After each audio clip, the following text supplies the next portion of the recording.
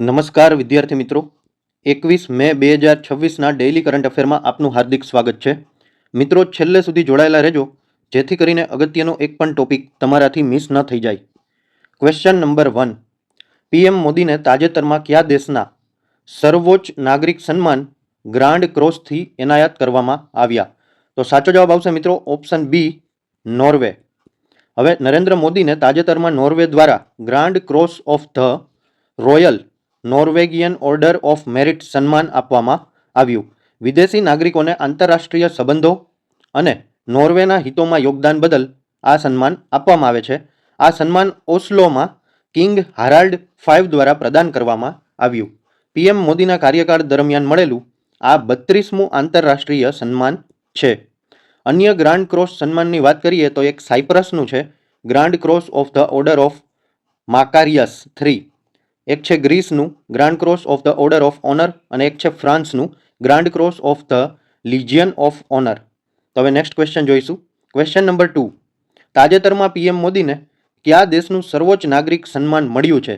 અને આ જે સન્માન એ પણ તાજેતરમાં મળ્યું છે અને નોર્વેના સન્માન પહેલાં મળેલું છે. તો સાચો જવાબ આવશે મિત્રો ઓપ્શન બી, સ્વીડન. નરેન્દ્ર મોદીને સ્વીડન દ્વારા royal order of the polar star commander grand cross સન્માન આપવામાં આવ્યું છે. 17 મે 2026ના રોજ ગોથનબર્ગ ખાતે આ સન્માન આપવામાં આવ્યું. સન્માન crown princess Victoria of Sweden દ્વારા પ્રદાન કરવામાં આવ્યું. આ ઓર્ડરની સ્થાપના 1748માં કરવામાં આવી હતી. પીએમ મોદી અને સ્વેડિશ પીએમ ઉલ્ફ ક્રિસ્ટરસન વચ્ચે ગ્રીન એનર્જી, એઆઈ, અવકાશ અને રક્ષા ક્ષેત્રે સહકાર અંગે ચર્ચા થઈ.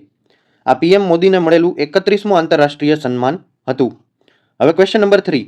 CICના જણાવ્યા અનુસાર કઈ સંસ્થા આરટીઆઈ એક્ટ હેઠળ પબ્લિક ઓથોરિટી નથી? તો સાચો જવાબ આવશે મિત્રો ઓપ્શન બી, BCCI. હવે માહિતી આયુક્ત PR રમેશે 2018ના CICના અગાઉના આદેશોને રદ કરી દીધા. BCCI એક ખાનગી સંસ્થા છે જે તમિલનાડુ સોસાયટીઝ રજિસ્ટ્રેશન એક્ટ 1975 હેઠળ નોંધાયેલી છે.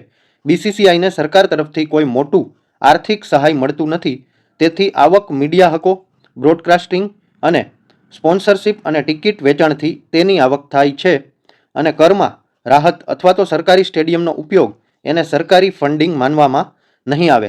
સરકાર BCCIના વહીવટ, નિમણૂક અથવા દૈનિક કાર્યોમાં સીધો હસ્તક્ષેપ કરતી નથી. માત્ર જાહેર કાર્ય જેમ કે ક્રિકેટનું સંચાલન કરવાથી કોઈ ખાનગી સંસ્થા આરટીઆઈ હેઠળ આવતી નથી. એટલે હવે આની અસર એ થઈ છે કે હવે BCCI પર આરટીઆઈ હેઠળ માહિતી જાહેર કરવાની ફરજ નહીં રહે. નાણાકીય માહિતી, નફો અને ખેલાડી પસંદગી જેવી આંતરિક વિગતો જાહેર કરવી ફરજિયાત નહીં બને. હવે ક્વેશ્ચન નંબર 4. અમિત શાહે કઈ સંસ્થામાં ઇનોવેશન એન્ડ ઇક્યુબેશન સેન્ટરનું ઉદ્ઘાટન કર્યું? તો સાચો જવાબ આવશે મિત્રો option B, national institute of design. હવે અમિત શાહે નેશનલ ઇન્સ્ટિટ્યૂટ ઓફ ડિઝાઇનના ગાંધીનગર કેમ્પસ ખાતે ઇનોવેશન એન્ડ ઇન્ક્યુબેશન સેન્ટર ICCનું ઉદ્ઘાટન કર્યું છે. ઉદ્ઘાટનની તારીખ હતી 17 મે 2026. સ્થળની વાત કરીએ તો NID ગાંધીનગર કેમ્પસ, ગાંધીનગર. અને કાર્યક્રમમાં પિયુષ ગોયલ, ભૂપેન્દ્ર પટેલ અને હર્ષ સંઘવી હાજર રહ્યા હતા. હવે ડિઝાઇન આધારિત સ્ટાર્ટઅપને પ્રોત્સાહન આપવા માટે, યુવા ઉદ્યોગ સાહસિકોને સહાય પૂરી પાડવા માટે અને સેમિકન્ડક્ટર ચિપ ડિઝાઇન જેવા હાઈટેક ક્ષેત્રમાં ડિઝાઇનનો ઉપયોગ વધારવા માટે આ સ્થાપના કરવામાં આવી છે. હવે question number 5. Mumbai Ahmedabad high speed rail MAHSR કોરિડોરની કુલ લંબાઈ કેટલા કિલોમીટર છે? તો સાચો જવાબ આવશે મિત્રો option C, 508 kilometre. Mumbai Ahmedabad high speed rail ભારતનો પ્રથમ બુલેટ ટ્રેન પ્રોજેક્ટ છે. કુલ લંબાઈ 508 કિલોમીટર છે. મહારાષ્ટ્ર વિભાગમાં 156 કિલોમીટર, ગુજરાતમાં 348 કિલોમીટર, દમણ અને દીવ વિભાગમાં 4 કિલોમીટરનો વિસ્તાર આવેલો છે. આ પ્રોજેક્ટથી મુંબઈ અને અમદાવાદ વચ્ચે ઝડપી અને આધુનિક પરિવહન સુવિધા મળશે.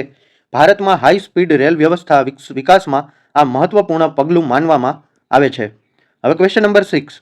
તાજેતરમાં 2026માં US સ્ટેટ ડિપાર્ટમેન્ટે ભારતમાં કેટલી અંદાજિત કિંમતના અપાચે અને M777 સપોર્ટ્સ ડીલ્સને મંજૂરી આપી? તો સાચો જવાબ આવશે મિત્રો ઓપ્શન સી, $428.2 મિલિયન. આ નવા હથિયારોની ખરીદી નહીં પરંતુ હાલની સૈન્ય વ્યવસ્થાની જાળવણી માટેના ફોરેન મિલિટરી સેલ્સ કરારો છે. ભારતની રક્ષા ક્ષમતા અને લડાયક તૈયારી મજબૂત બનાવવાનો હેતુ છે. ઇન્ડો પેસિફિક ક્ષેત્રમાં સ્થિરતા જાળવવામાં મદદરૂપ થશે.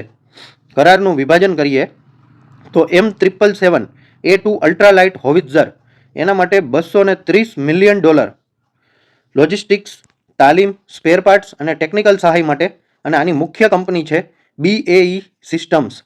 અને AH-64E અપાચે હેલિકોપ્ટર્સની વાત કરીએ તો એના માટે $198.2 મિલિયન ફાળવવામાં આવ્યા છે. ટેકનિકલ સપોર્ટ્સ, એન્જિનિયરિંગ અને લોજિસ્ટિક સહાય માટે, અને આની મુખ્ય કંપની બોઈંગ અને લોકહીડ માર્ટિન રહેશે. હવે ક્વેશ્ચન નંબર 7.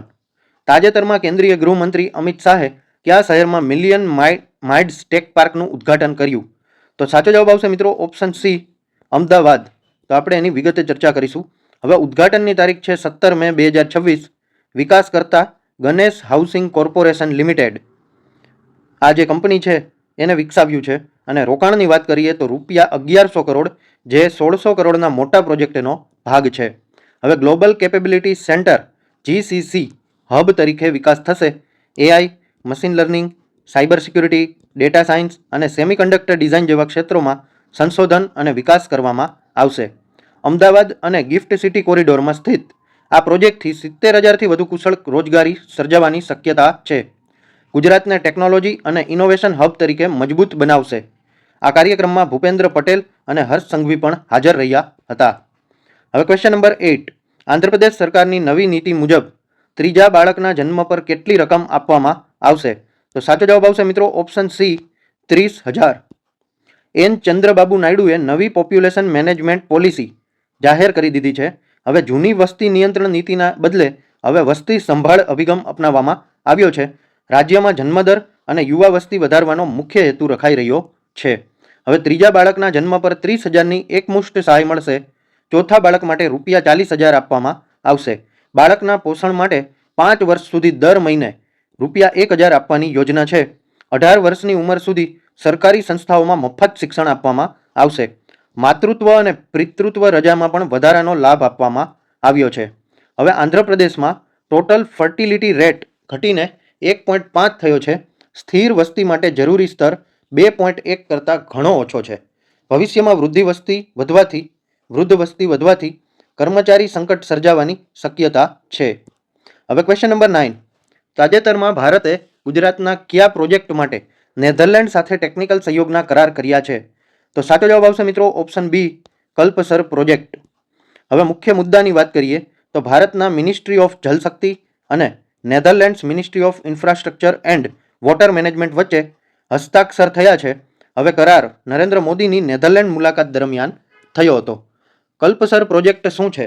તો કે ખંભાતની ખાડી પર 30 કિલોમીટર લાંબો ડેમ બનાવવાની યોજના છે. 7 નદીઓના પાણીને રોકીને વિશાળ મીઠું રહિત જળાશય બનાવાશે. દુષ્કાળગ્રસ્ત વિસ્તારોમાં લાંબા ગાળાની પાણીની સુરક્ષા પૂરી પાડવાનો હેતુ છે. હવે નેધરલેન્ડની ભૂમિકા શું રહેશે? તો કે નેધરલેન્ડના અબ્સોલ્યુટ ડિજક ડેમ મોડેલ પરથી પ્રોજેક્ટ પ્રેરિત રહેશે અને દરિયાઈ એન્જિનિયરિંગ, પૂર નિયંત્રણ અને ટેકનિકલ સહાય પણ પૂરી પાડવામાં આવશે. હવે પ્રોજેક્ટના લાભ એ છે કે સૌરાષ્ટ્રના 9 જિલ્લાઓમાં 42 તાલુકા આશરે 10 લાખ હેક્ટર જમીનને સિંચાઈ મળશે. દક્ષિણ ગુજરાત અને સૌરાષ્ટ્ર વચ્ચેનું અંતર 240 કિમીથી ઘટી અને 60 કિલોમીટર થઈ જશે. 1500 મેગાવોટ પવન ઉર્જા અને 1000 મેગાવોટ સોલાર ઉર્જા ઉત્પાદન થવાની યોજના બનાવવામાં આવી રહી છે. હવે ક્વેશ્ચન નંબર 10. તાજેતરમાં ઈંધણ પર સુધારેલી નિકાસ જકાતનો નવો નિયમ ભારતમાં કઈ તારીખથી અમલમાં આવ્યો છે? તો સાચો જવાબ આવશે મિત્રો ઓપ્શન સી, 16 મે 2026. હવે પેટ્રોલ નિકાસ પર ₹3 પ્રતિ લીટર નિકાસ શુલ્ક લગાવવામાં આવ્યું છે. ડીઝલ નિકાસ શુલ્ક 23થી ઘટાડીને 16.5 પ્રતિ લીટર કરાયું છે. એવિએશન ટર્બાઇન ફ્યુલ ATF પર શુલ્ક 33થી ઘટાડી અને 16 પ્રતિ લીટર કરાયા છે. નિકાસ ઈંધણ પરનો રોડ અને ઇન્ફ્રાસ્ટ્રક્ચર સેસ RIC સંપૂર્ણ દૂર કરવામાં આવ્યો છે. હવે આ ફેરફારો મિનિસ્ટ્રી ઓફ ફાઇનાન્સ દ્વારા જાહેર કરવામાં આવ્યા છે. સ્થાનિક પેટ્રોલ ડીઝલના ભાવ અને સ્થાનિક એક્સાઇઝ ડ્યુટીમાં કોઈ પણ ફેરફાર કરવામાં આવ્યો નથી. વૈશ્વિક કાચા તેલના ભાવ અને નફાના આધારે દર 15 દિવસે સમીક્ષા કરવામાં આવશે. સરકારે 26 માર્ચ 2026થી દેશના ઈંધણ જથ્થાને સુરક્ષિત રાખવા નિકાસ નિયંત્રણ પણ શરૂ કરી દીધા છે. હવે મિત્રો આ વિડીયો જોવાથી તમારા નોલેજમાં વધારો થયો હોય તો વિડીયોને એક લાઇક જરૂરથી આપી દેજો. તમે કઈ એક્ઝામની તૈયારી કરો છો કમેન્ટ કરી અને જણાવી દેજો. જો કોઈ તમારા મિત્રો તૈયારી કરતા હોય તો વિડીયોને અચૂકથી શેર કરી દેજો અને આ ચેનલમાં નવા હોય તો ચેનલને સબસ્ક્રાઇબ કરી નાખજો અને બેલ આઇકન પણ દબાવી દેજો, જેથી કરીને આવનારી અમારી એક પણ અગત્યની માહિતી આપનાથી મિસ ન થઈ જાય. ધન્યવાદ.